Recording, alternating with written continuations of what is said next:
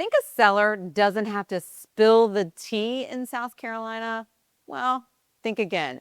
That's what we have this form for, the South Carolina Residential Property Condition Disclosure Form. That's a long name, and it's a big deal.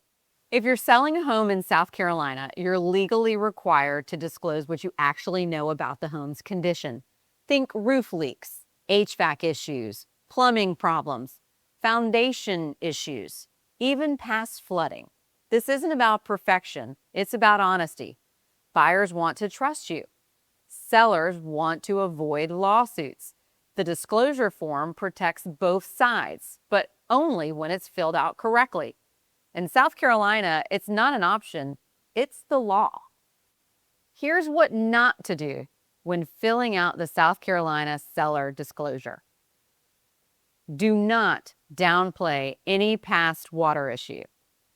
Do not leave off a repaired foundation crack.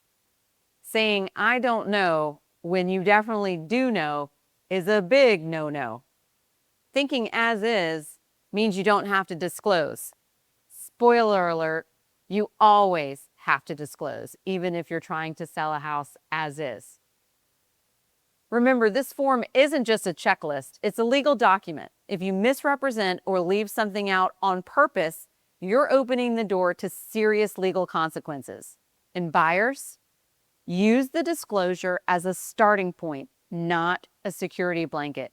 Make sure to get inspections.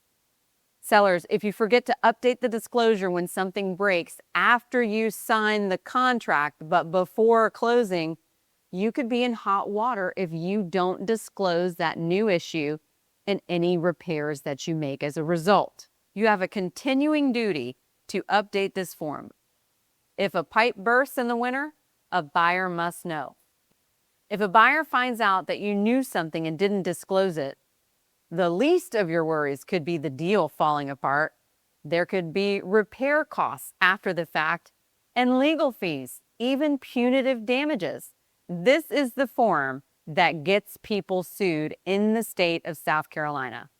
Fill it out correctly. If you have a repair, you write it down.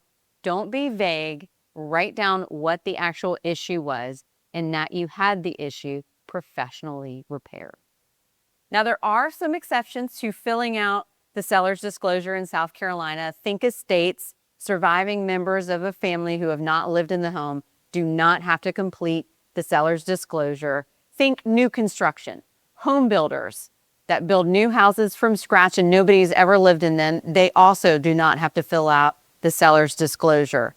Foreclosures, bankruptcy sales, and even private sales between family members also do not require that someone fills out a seller's disclosure. But if you are buying a property in South Carolina, I strongly encourage you to get that seller to fill out a seller's disclosure.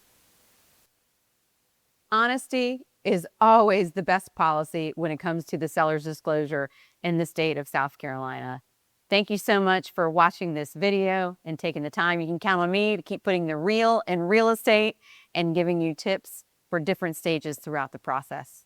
If you liked what you saw, please follow me or subscribe to this channel, and I'll keep making videos that make you think.